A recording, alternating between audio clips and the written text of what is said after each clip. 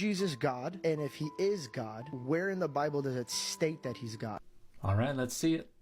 John chapter 8, verse 58. Jesus says, before Abraham was born, I am. Now, the Jews did not call God G-O-D. The Jews called God Yahweh, which is the Hebrew verb to be. I am who I am. There was no misunderstanding. The Jews picked up stones to stone him for blasphemy. Before Abraham was born, I am. Deliberately, Christ is claiming to be God. So this is an attempt to try to assert that there is only one answer to the New Testament's algebra regarding Jesus' relationship to God. But there is a better answer that was already in circulation within the Judaism of the time. There is a more explicit and direct and intentional way to claim to be God. And we see the messenger of Adonai in Exodus 3:6 using that method when saying to Moses, I am the God of your father, the God of Abraham, the God of Isaac, the God of Jacob. So it can be that explicit for an entity that is not God. What we have in John 8:58 is not that explicit. It is just Jesus saying, before Abraham was, ego eimi, which is a standard clause in Greek, but also happens to overlap ego eimi, which is a standard clause in Greek, but also happens to overlap with the way the Septuagint has rendered two different means of self-identification by God. Now, this is claiming some kind of special relationship to God's name, but it is not necessarily saying, I am God, because in this time period, there was a tradition in circulation that would continue in circulation for centuries after this time period as well, regarding authorized possession of the divine name and the exercise of divine prerogatives and the manifestation of divine presence. We see this solution already way back in Exodus 23, verses 20 and 21, where God says they're going to send an angel before the Israelites, and that angel will have authority over the forgiveness of sins. Why? Because my name is in him. And this is a way to suggest that the name is a communicable vehicle of divine agency, divine authority, and divine presence. And this is further developed within Greco-Roman period Judaism. You have the Enochic Son of Man, who is named with the name, the divine name, before the foundation of the earth. And this is one of the things that will facilitate everyone on earth worshiping the Son of Man. We have the Apocalypse of Abraham and the angel Yahuel explaining to Abraham that they engage in creative acts and do the things that only God is supposed to do by virtue of the mediation of the divine name. We even have Metatron asserting possession of the divine name, and in later Jewish texts, people confusing Metatron for Adonai because Metatron possesses Adonai's name and can be referred to as Adonai as a result. They're even referred to as the Adonai Katon, the little Adonai, in another text. And so what is going on in John 8:58 is participating in this tradition regarding the divine name. Jesus is not saying, I am God. Jesus is using this Greek translation of Echia Asher Echia as well as Ani Hu to kind of wink and say, I am the authorized possessor of the divine name, as it says in the hymn in Philippians, that he was given the name that is above all other names. So this is the significance of the repeated use of this phrase, ego eimi.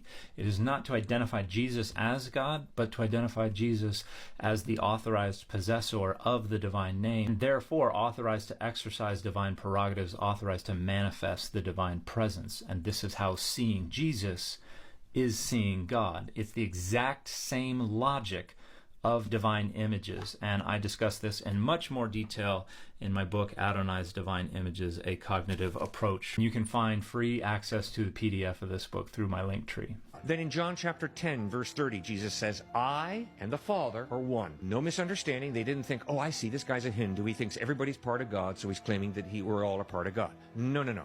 Jesus was a monotheistic Jew. Jesus was not monotheistic because monotheism did not exist within centuries of Jesus' lifetime.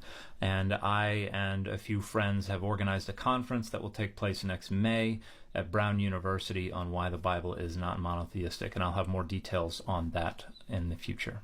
If you mash strawberries and the Bay Area between... Jesus said, I and the Father are one. Once again, no misunderstanding, the Jews pick up stones to stone him for blasphemy. So two concerns here. First, the fact that John is representing these Jewish people as being pretty trigger happy with their accusations of blasphemy is not an indication that they understood he was claiming to be God.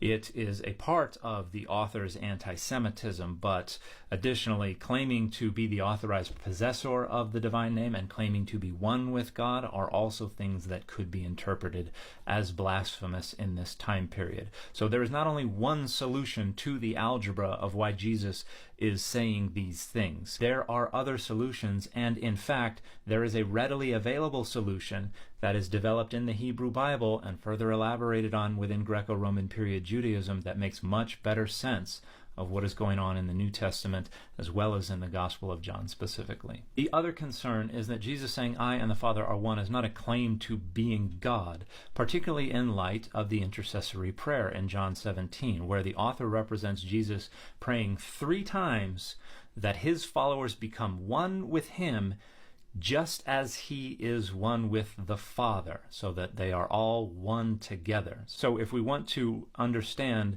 Jesus claiming to be God by saying, I and the Father are one, then we must understand Jesus praying that all of his followers become God, just as he is God. That does not make sense of this text.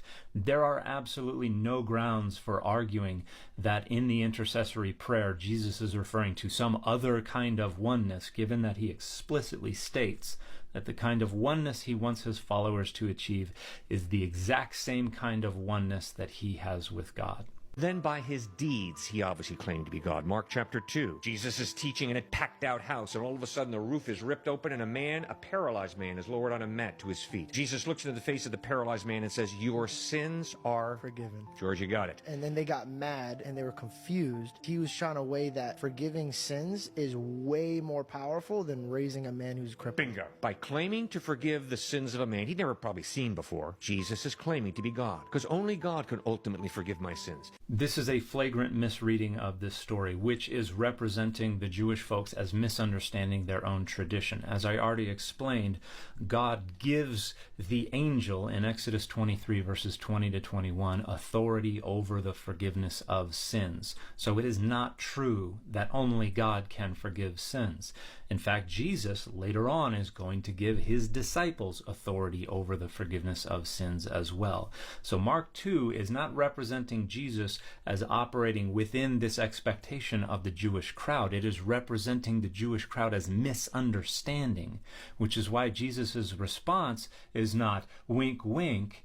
Jesus' response is so that you might know, correcting your misunderstanding, that the Son of Man has authority on earth as well to forgive sins. Jesus is not saying, yes, you're right, what do you think that means about me?